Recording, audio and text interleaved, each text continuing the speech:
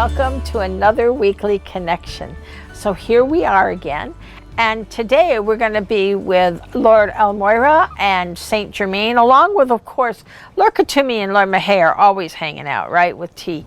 But they're the ones who are going to run this, Saint Germain and Lord Mahé, because Moira, not Mahé, Lord Moira, because they are the ones that are preoccupied, I don't know if that's the right word, but we'll use it, with working on collective consciousness or collective karma, to me more accurate. Like, you know, you can have collective karma, like karma within your country, within an ethnic group, within your family. Family karma really is a big one that we want to work off. And I remember being a kid and asking Lord Mahé if he could help me work off my family karma, because there was a lot of karma hanging out there. So the first thing that we do, of course, is conscious use of power, and that technique is available on my website.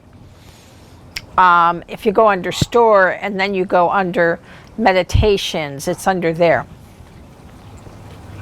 So let's get started. So let's use our cosmic thrust oil, our cosmic cleanse, and clear our aura and get everything else spick and span. And now we use our cosmic thrust oil. Apparently we have more joining in. And we'll take one drop, rub our hands together. Good. Bring it into your energy field. Cup your hands together. And just that deep breath in, and that's going to connect you, heaven and earth, and now it's going to bring us together energetically as well through the airwaves. So right now we are at a very important point in transition, because we're already having events that are like, you know, we used to call them earth changes. Now they're just called climate changes or everyday stuff, you know.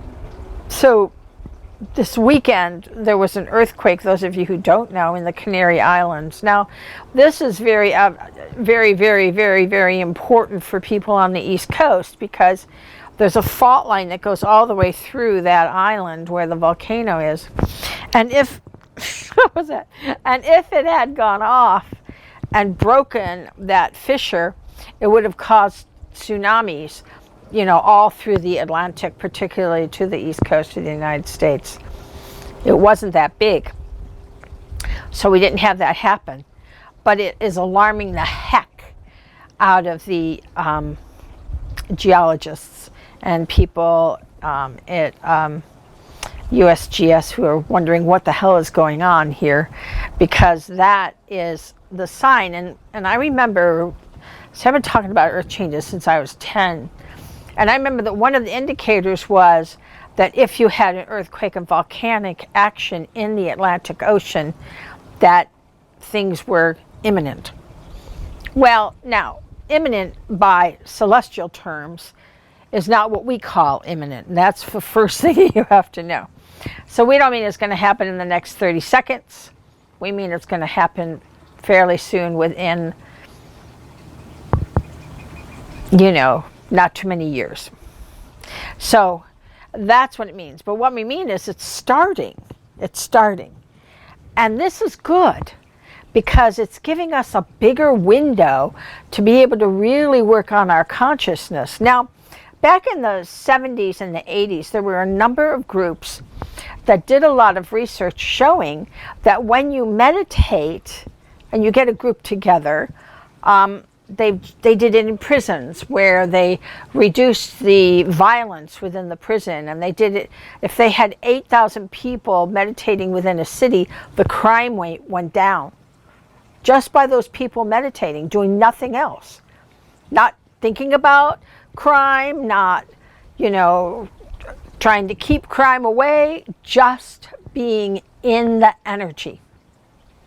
So it's very important that we keep our space, our energy clear, and that we get ourselves to a transcendent state of consciousness. However you choose to meditate does not matter. So that you're affecting that collective energy right? And you know, we're brought together through the solar plexus, and thought is in the aura of the solar plexus.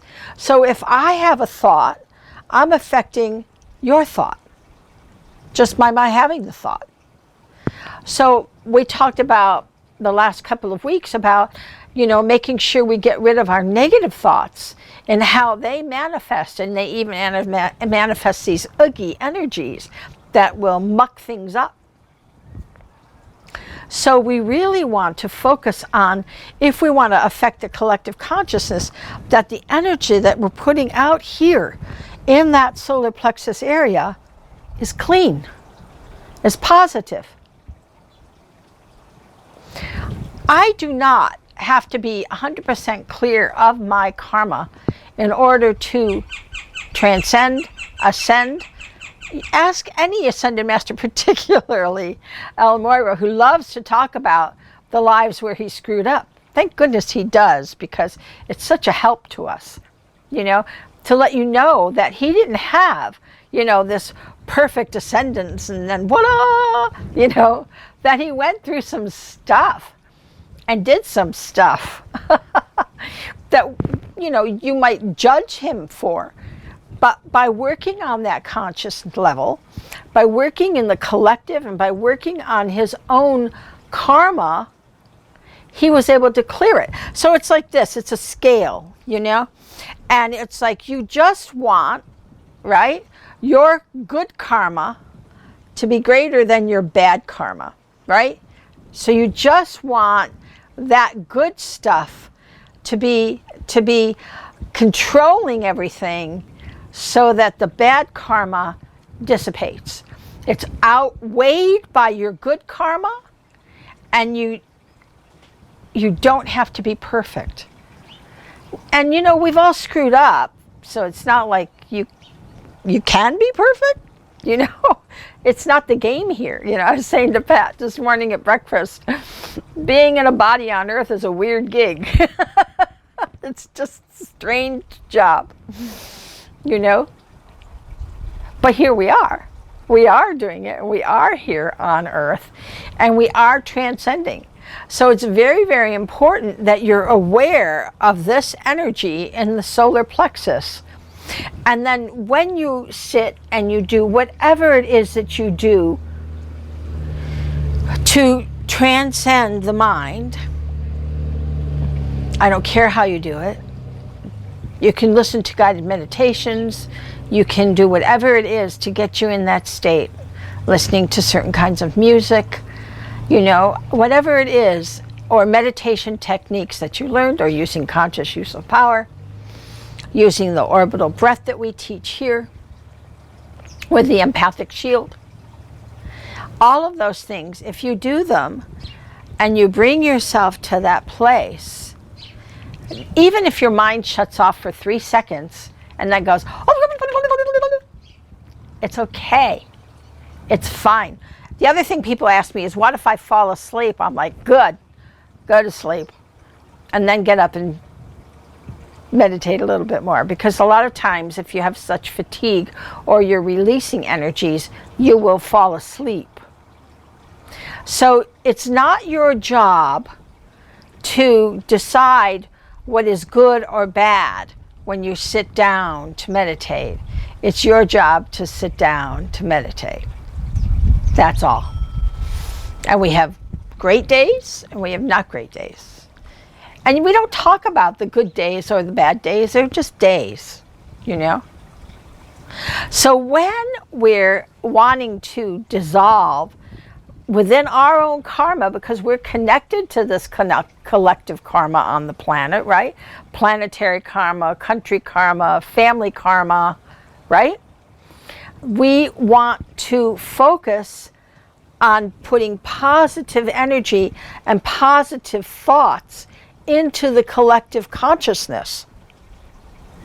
So when you see the news, shift that vibration of all that fear that they're trying to put you into, and go, aha. And how do you say it, Patrick? You go, you have to look behind the curtain. Is that how you say it? Looking behind the curtain, the ahs, you know. How's that expression go? Yeah, looking behind the curtain. You know, on The Wizard of Oz, where he was like the great almighty Oz, and there's some guy with a, you know, because there's always a smoke and mirrors. There's always a dog and pony show. You know, it's like, what are they doing here that they're actually not wanting you to see what they're doing over here?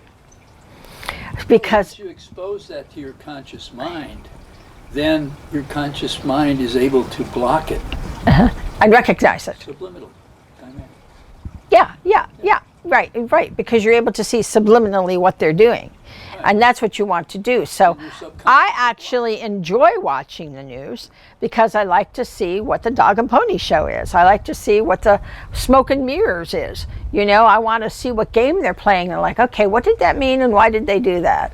What is that? What is really going on, you know, with that energy, and what are they trying to do with that? And in that way, you don't get hoodwinked either. There's an awful lot of propaganda going around. You know, Earth is propaganda, you know, but there is a lot of people putting out information right now that is very harmful. And so you're able to like sort it through and see. And when you see that information, the other thing you can do is look in someone's eyes. And when you look into their eyes, you have to say, what do I see? Do I see love, fear, or hate?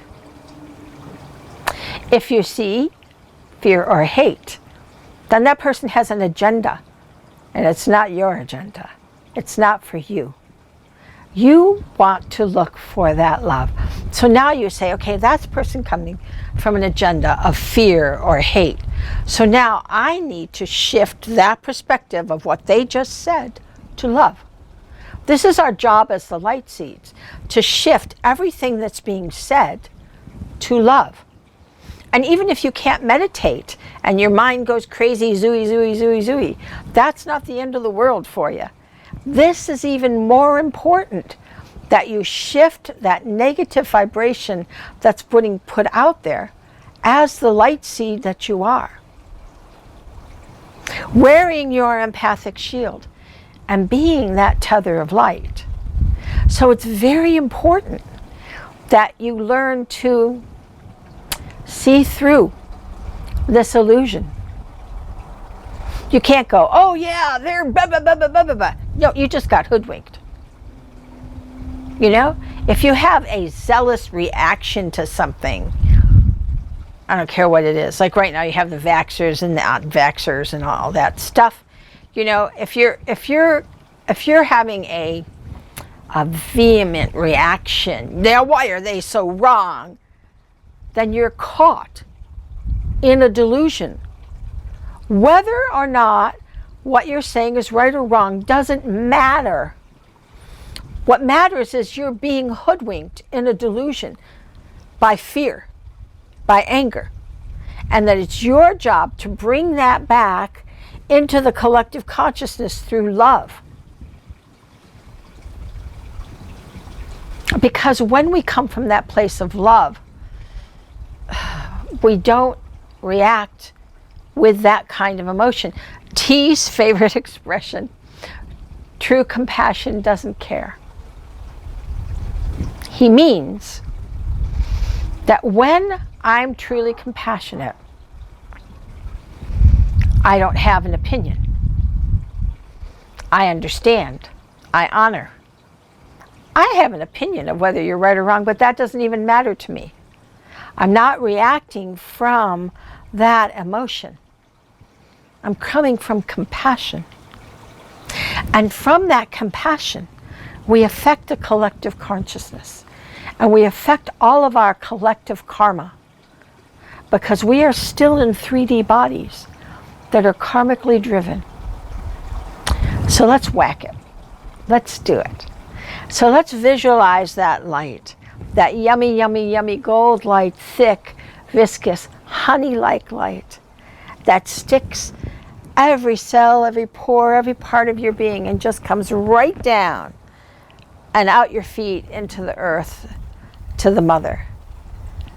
And the mother grabs onto that father yang energy and says, welcome, good to see you, glad to have you here.